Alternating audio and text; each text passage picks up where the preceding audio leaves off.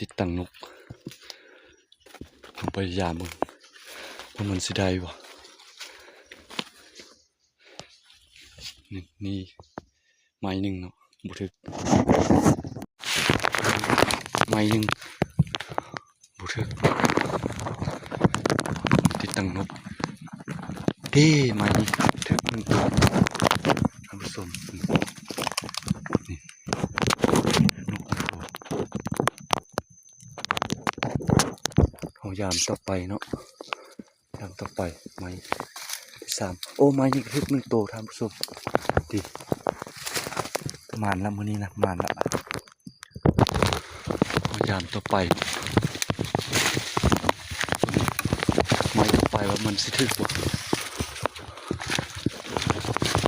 หากินแบบธรรมชาติโอ้ไม้นี้บ่ทึก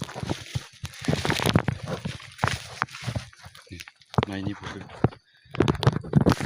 ไม้ต่อไปว่ามันสิทึกบ่เอาลองยามดูเนาะโอ้ไม้นี้ทึกหนึ่งตัว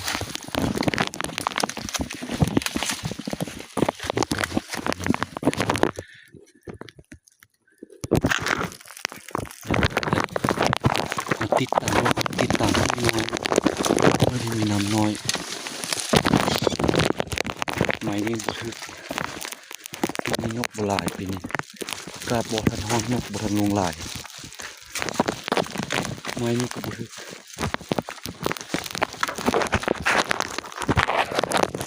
ตามดูไม้ต่อไปมันสิทึกอยู่บ่โอ้นี่ไม้นี้ทึกถึงตัวท่านนี่ทึกถึงตัวนกน้อยเนาะเอายามมา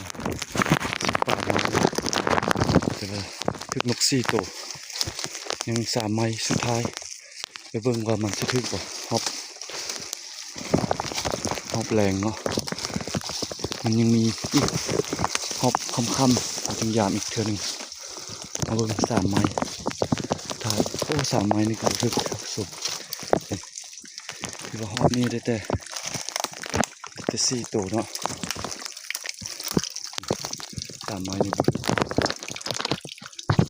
งานมื้อนี้เนาะที่ว่าไปติดตั้งนกมาได้นก15ตัว